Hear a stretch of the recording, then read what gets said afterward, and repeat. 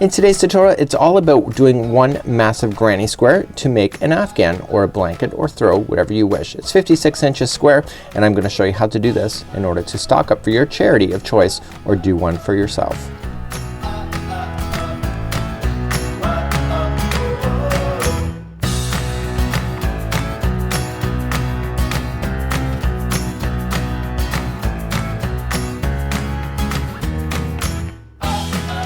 Welcome back to the Crochet Crowd as well as yarnspirations.com. I'm your host Mikey. Today we're going to work on a massive granny square together. It's relatively simple. You'll see that the instructions are pretty easy to look at because once you understand this pattern you can go as big as you need to go. So it's asking you to stop at 56 inches square if you're doing something for like charity or for yourself, but you can stop at any point, even a baby size, once you understand this pattern.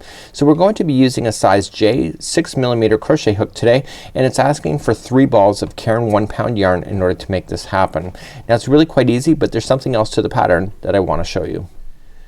This pattern is for beginners, and you're going to see a diagram key that is on the second page of this, and this is representing the double crochets that you see. So see these things with the T? It's called the double crochet.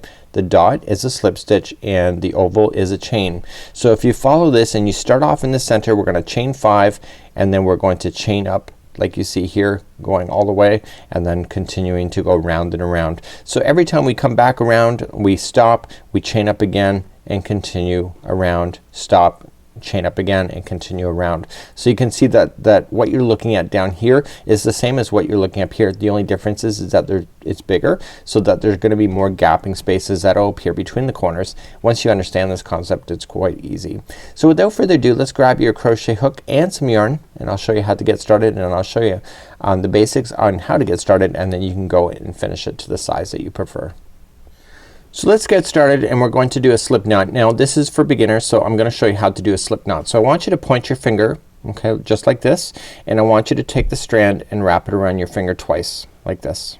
Okay, so the strand is falling in the front, and I want you to grip both of the strings with your hand here. This is the back of my hand, this is forward, so you take the back, move it up over the forward but not over top of your finger. Take the new back one and go up and over like this and insert your hook. Okay, I'm gonna show you that one more time. So you just wrap it around your finger twice, so just point it like this and then grab. Back of my hand forward, so take the back one, move it up over the forward but not over your finger, and take the new back one going up and over and insert your hook. Now when you go to pull it, don't pull it snug that it's gonna be awful to get off your hook. Just nice and firm but not crazy tight. So let's begin. We're going to start off by chaining a 5. Remember that in crochet that the first one on the hook never counts as anything. So we're gonna chain 5, so we rotate the hook back, okay, it's called yarn over, and pull through. So 1, 2, 3, 4 and 5. This is called chaining, and I want you to insert your hook into the beginning chain like there and yarn over. So grabbing the yarn again, pull through and through, and you have the center ring of your granny square right there. So what I want you to do is take this straggler, which is the loose end, and just wrap it around as if it's part of the ring, and when we go to the next part we're gonna trap it underneath so that you'll never see where you stop and start when it comes to these things. Let's move along to the first round. So let's get you started on round number 1. We're gonna start off by chaining 6. So we're just gonna chain 6. So 1, 2, 3, 4, 5 and 6. So just as a clarification, the first 3 counts as a double crochet and the other 3 count as a space in the corner. So you just have to visualize it kind of bending over. It'll make sense in just a little bit. So we're going to put in 3 double crochets into the center of the ring. So just going right into the center. So wrap the hook into the center. This is a straggler. Just leave it down on top of it so it gets stuck underneath and just double crochet. Remember that there's other videos here on YouTube that go slower and just deal with the stitches if you're not familiar with the stitches. So you're gonna double crochet 3 times, then chain 3. So 1, 2, 3 and double crochet back into the center ring again for 3 more times. So 1, 2 and 3, then chain 3 again. So 1, 2, 3 and then double crochet back into the ring again. So every time you're doing a corner, it'll always be the same rule. There'll always be chaining of 3. Just remember that, okay? So we're coming up all the way back around. You can see that there's 1 side, 2 side, 3 sides.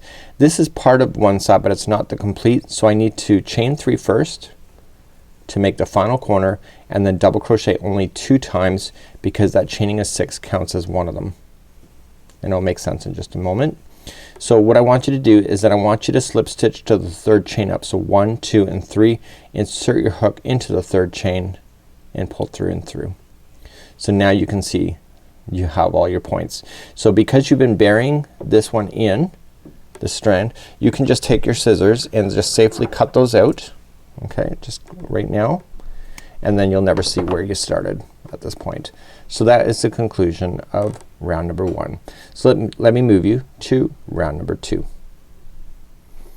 In round number 2, in all rounds, we always have to slip stitch to the chain 3 space. So we just go right into the space, yarn over, pull through and through, and that'll move you into that space.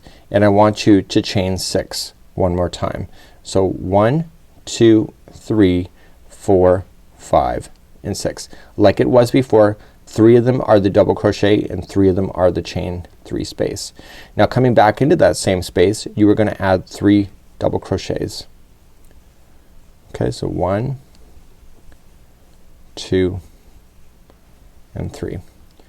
So for clarification, when you come back around the other, see how you got 3 here but you only have 1 here, you'll finish it off by just finishing that there. So I call this the runway. It's the space in between the corners. You always are just gonna chain 1 in between the groups of 3, and then in this case we're running into the next corner.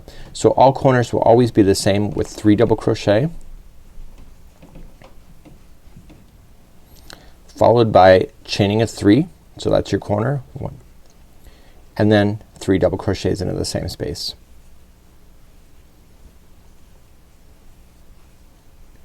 So this is the space now. The next one is in between the corners, so it's gonna be chain 1 only, and then you just happen to run into this space that's on the other side. That is your next corner.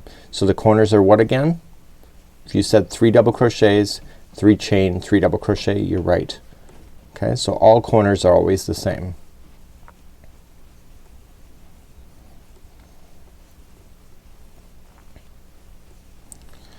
Okay, so now you're in the space between the corners, always just a chain 1, and then you just happen to run into the next corner again. So the next corner, again 3 double crochets, 3 chain, 3 double crochet.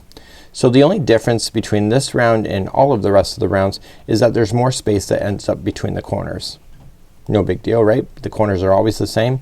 It's just you'll end up with more spaces in between to fill them in. So now you're gonna continue, chain 1, and this is one of the ones that you have to do. So you just have to finish this round with just 2 double crochets into the final space where that other one is coming out of, and you count up again. So 1, 2, and 3. Go to the 3rd one up, slip stitch to conclude. Okay, so that's how you go. That's round number 2. So I'm gonna show you round number 3. Round number 3, the only difference again is that there's more spaces. So you see that you have a space now in here, so they're just gonna be adding more and more spaces as we go. Let's move up to round number 3. To begin all rounds, just like number 3, slip stitch into the chain 3 space and then chain 6. 1, 2, 3, 4, 5, 6. Counts as a double crochet and a chain 3 space. We're gonna double crochet 3 more times into that same space, and that's the other side of the corner. And remember, we'll come back and we'll finish this other side when we get all the way around. We chain 1, and now you can see that there's a space here and the corner is now way over here. So every time you're going around, you're gonna be adding more of these spaces. So in the spaces, it's just like what you already know, it's gonna be 3 double crochets. So this whole thing is in groups of 3 double crochet, followed by a chain 1, and then here you're back on the corner again. So the corners are 3 double crochet, chain 3, 3 double crochet.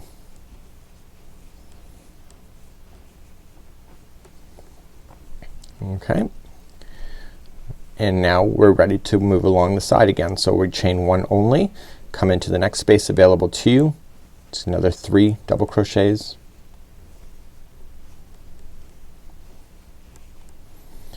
followed by a chain 1, and now you're back on a corner again. So it's 3 double crochet, followed by chain 3, and 3 double crochet back in. So you've now just turned. So now you're on the side again. So chain 1, go into the next space available to you. There's gonna be 3 in there. Okay, chain 1, your next one is a corner again, so it's 3 double crochet again.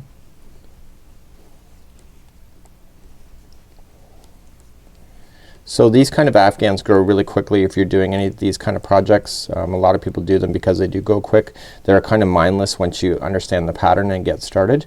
So now that you got that one in, chain 1, and you're coming into the very final, you can see that this is already starting on this side. So there's gonna be 3 in this final gapping space. So as I said, a lot of people do these because they're really quite mindless and they're easy to do, and they're really quite quick. So chain 1, so the chaining of 6, that's one of them. So you just have to finish this round off with just putting 2 double crochets only into the final, and then slip stitch to the which one. If you said the third, chain up, you're right. So 1, 2, and 3, slip stitch. Okay, so this is how you would complete something like this. It's really quite easy. So the next round is identical. Slip stitch then to the chain 3 space, chain 6, 1, 2, 3, 4, 5, and 6. Okay, double crochet 3 more times into that same space to conclude the other side of the corner. And remember, we'll finish this corner when we come back around. Chain 1. So now you can see that there's 2 gaps now before you hit the next corner. So remember, it's just the same thing. So 3 double crochet, chain 1, and 3 double crochet into the next one. So if you just remember on this, on the ones in the middle, there's only chain 1 that separates them. It's only on the corners that there's chain 3s. Okay, chain 1, now you got the corner. So that's 3 double crochet, chain 3, 1, 2, 3, and then 3 double crochet back in to turn the corner again. So that would be how you would do this. You just go as big as you need to go. This one is, I think, 56 inches wide or 56 inches square. So you just keep going around and around. You'll have a successful square each and every time. It's a great little project. You can make a really great accent piece for your home, and these also make for great charity projects at the same time. So until next time, I'm Mikey on behalf of the Crochet Crowd as well as yarnspirations.com. Have a great day. We'll see you again real soon. Bye bye.